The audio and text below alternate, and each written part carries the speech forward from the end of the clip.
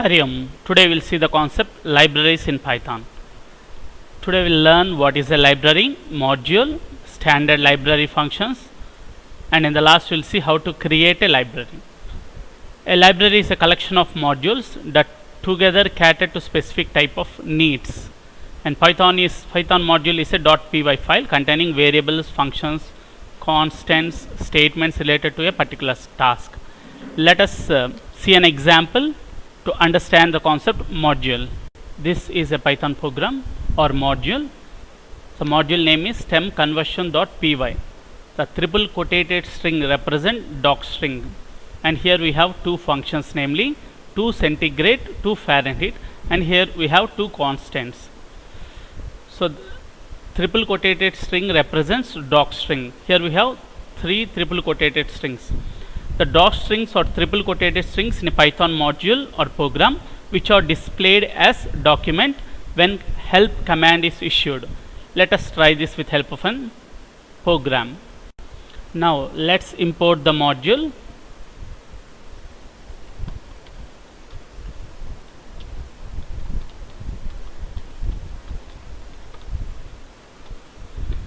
And let us try the help command here.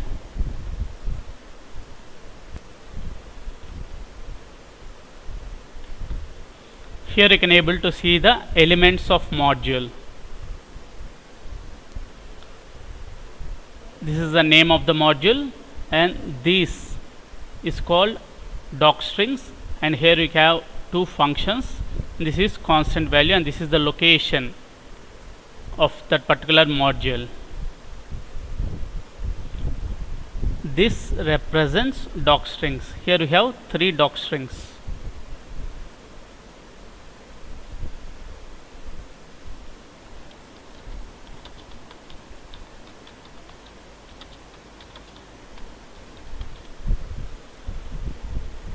Which is represented with triple quotations. It represents functions, and this is the constant value.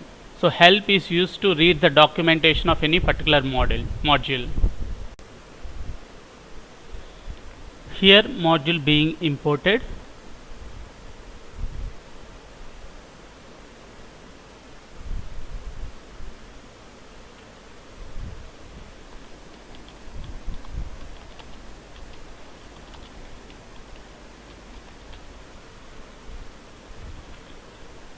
After importing a module, to access one of the functions, you have to specify the name of the module and the name of the function, separated by a dot, also known as period. This format is called dot notation. Now we'll see this with help of an example. We have already imported step conversion module. Let us call a function in that module.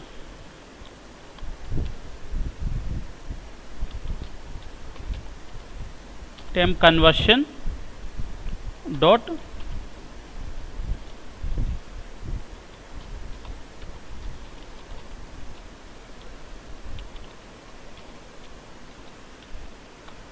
here you can see the output. As we already discussed, in order to call a function in any particular module, you are supposed to use the dot, which is also known as period, and this format is called dot notation, and the name of the module is stored inside a constant underscore name underscore, prefix and suffix having two underscores. So this is calling a function in the module. Import statement can be used in two different forms. We can import the entire module. We can also import the selected objects. So first we'll see the importing the entire module. So command for importing the entire module will be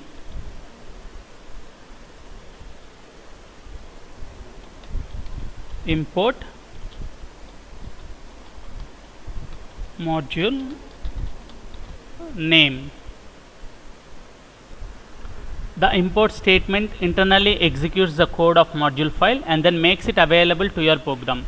everything defined in the module, functions, definitions, variable, constant, everything is imported into your program. After importing a module, you can use any function or definition that is there in the module by using dot, which this format is also called as dot notation. The name of a module is stored inside a constant name, prefix and suffix, or having two underscores. We can also give alias name to imported module, as the module name is temp conversion, use the keyword as, and the alias name is tc. Now the module name temp conversion is termed as tc. If you want to call any function in that module, you can use the alias name tc dot and the function name. Now let us see the second one, importing selected objects from a module. So for that you need to write the command from module name import and object name. For instance, let us import the constant value pi from the module math. So this is the syntax to import the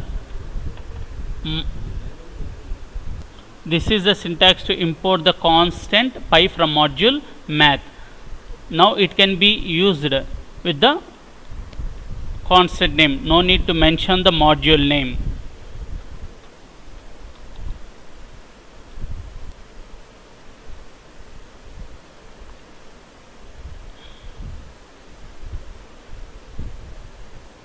Do this, not this.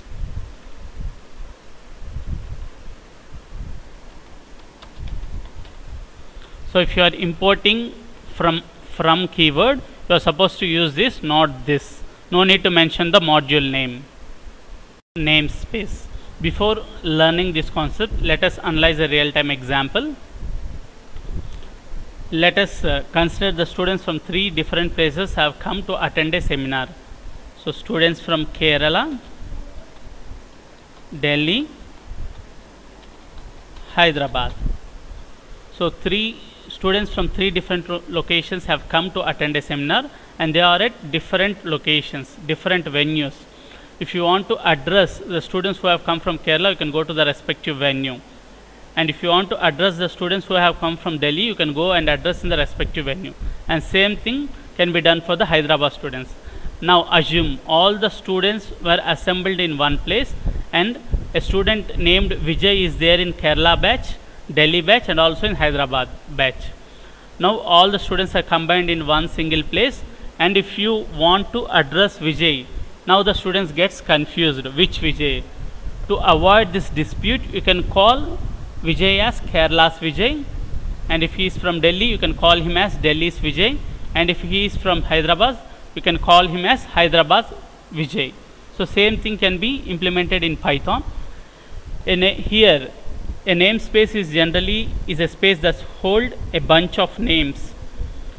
In Python, every module, that is .py file, Python creates a namespace having its name similar to that of the module name in order to avoid object name dispute. Python asks you to qualify the names of the object as module name dot object name. Python standard libraries and modules. Python standard library is very extensive, that offers many built-in functions. Built-in functions are the functions that are readily available with Python. We don't need to import any library. Without importing library, we can make use of those functions in our program. Next, Python also offers some modules for specialized type of functionality, such as math to perform mathematical operations, and random for pseudo random number generation, and urlib for functionality of adding and using websites in your program. Now let us see a program which uses built-in function. So let us write a program using built-in function.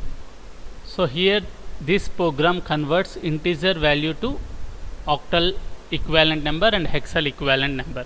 For that we have taken a variable, namely num, which accepts integer value from the user. So same thing is displayed here in the console, and we have created a variable onum, and using built-in function oct, which converts the integer value to string equivalent octadecimal number.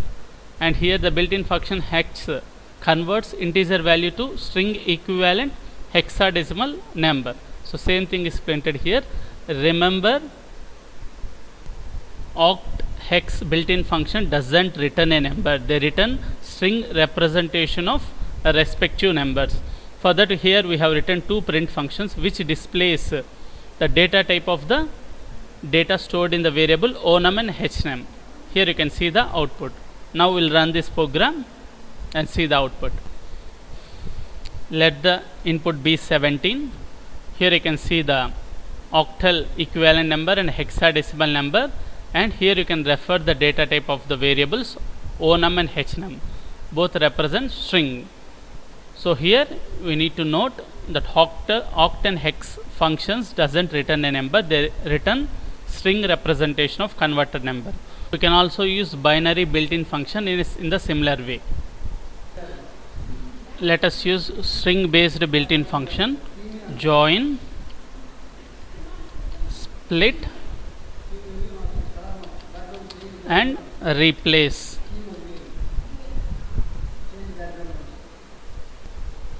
First we'll see join. Join built-in function joins the character or string sequence to each and every member of the string iterator or string sequence. So this is called string sequence or string iterator. Here in the first example, we are joining the character. See, here you can see the output. The character is joined with each and every member of the string iterator or string sequence. So this will be the output. And here in the second example, the string sequence is joined with each and every member of the string iterator. Here in the third example, string is joined between the individual items of a string based list or tuple. In 3 and 4 examples, you can see the string how it is joined in between the individual members. So here we have a condition that all the members of the list or tuple are supposed to be string. If you want to include integer, it shows an error. So second one is the split built-in function. If you don't provide any argument in split function, by default it splits the given string considering white space as separator. Here you can see I love Python is a string and we didn't give any argument here, so it has considered white space as separator and it divided I love Python string into 3 elements of a list. And here we have given argument as O. The given string is divided from positions containing O. You can see the output. And last is about the replace built-in function. I love Python replace Python string is replaced with the string programming. Here you can see the output. Standard library module also provide some modules having functionality for specialized actions. Now let us learn how to use a library in the Python program. We will work on the random module. So random module randomly generates a number by chance. So first we will import the random module. Now we will print the random number. For that I use print function random dot random. So it creates a number. It will be in the range 0 to 1. By default it generates a float value. Let us see how to generate an integer value. The library is already imported here. Print random dot random rand int 15, 35. Now it generates a random integer value and the integer value will be between 15 to 35. Let us run the same command again. Random dot rand int 15, 35. Again it generates another number in the range 15 to 35. By this you can say, if you want to use a library in your Python program, use import keyword to import the module and use dot operator to call a function in that particular module. Creating a Python library. Let us create a package name my package using the following steps. First, create a folder named my app. Inside that my app, create a subfolder named my package. Inside that subfolder, create an empty _init_.py file. This empty file will make the folder into a package, and in that subfolder create two more modules, namely greet.py and functions.py with the following code. So greet.py has this code with a function namely say hello, and functions.py has three functions which performs addition, average, and which calculates power. So this will be the folder structure. My app is in folder and my package is the library or package created by us, which has two modules, greet.py and functions.py. Now the package directory is ready. Now we need to associate it with Python by attaching it to Python side packages folder of current Python distribution in your computer. In order to check the path of the side packages folder of Python on the Python prompt, let us do the following commands.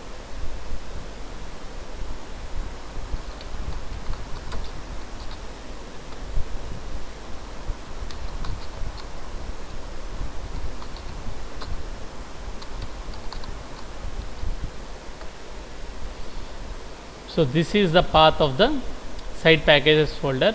We need to keep our package directory in this particular location. So by coming to this path, we are into the side packages. Just copy the package, my packages, and paste in this folder. So remember, this is not the standard way of attaching a library or package to the side packages folder. In order to keep the discussion simple, we are following this method.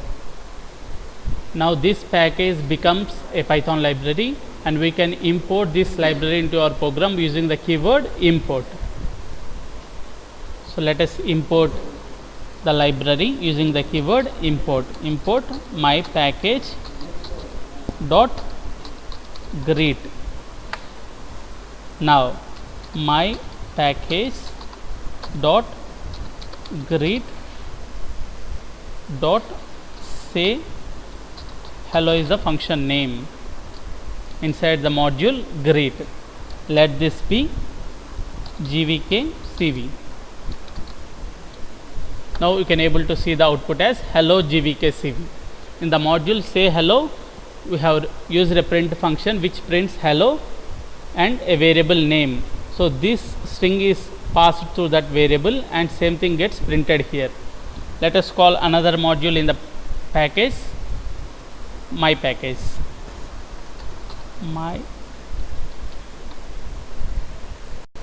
Now let us call another module, functions, the package, my package. We'll call the function now my package dot functions dot sum. Let the numbers be 3, 4. So you can able to see the output as 7. My package dot functions dot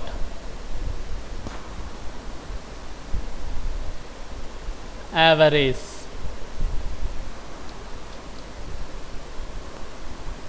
Five, 10. Here you can able to see the average of two numbers. My package dot functions dot power 2, 3. Here you can able to see the output as 8. And that's it for today. Keep learning. Hari Om.